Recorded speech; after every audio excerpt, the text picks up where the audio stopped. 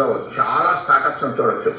అంతరిక్ష రంగంలో ఎంటర్ అయినటువంటి వాళ్ళు మన చిన్న యువకులు చాలా శాటిలైట్స్ లాంచ్ చేయడం జరిగింది. ఈవెన్ అలాన్ మస్క్ జనవరి 14న మన భారతదేశానికి సంబంధించినటువంటి 2 చిన్న యువకులు వాళ్ళ శాటిలైట్ని లాంచ్ చేశారు. ఇలా చాలా ప్రైవేట్ రంగంలో ఉండేటువంటి వాళ్ళు అంతరిక్ష రంగంలోకి సంబంధించిన ప్రయోగాల విషయంలో వాళ్ళు ఆల్రెడీ ప్రవేశించారు. అలాగే రక్షణ రంగంలో భారతదేశంలో చూస్తే కూడా ప్రైవేటు రంగం రక్షణ రంగంలోకి బాగా ఈరోజు ప్రవేశించడం జరిగింది. ప్రైవేట్ పబ్లిక్ భాగస్వామ్యం పెరుగుతుంది. సో రాబోయే రోజుల్లో ఈ బంధం మరింతగా పెరుగుతుంది.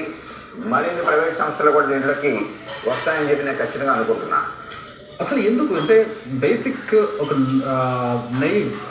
అంటే ఏమీ తెలియని ఒక మనిషి, సాధారణ మనిషికి వచ్చే సందేహం, ఎందుకు ఖర్చు పెట్టాలి, ఇంకెందుకు శ్రమ తీసుకోవాలి, ఒక మనిషిని స్పేస్లోకి ఎందుకు పంపించాలి, మళ్ళీ వాళ్ళ భూమి మీదకి ఎందుకు తీసుకురావాలి, ఇన్నాళ్ళు ఎందుకు కష్టపడాలి, ఇన్ని కోట్లు ఎందుకు ఖర్చు పెట్టాలి అనేది ఒక బేసిక్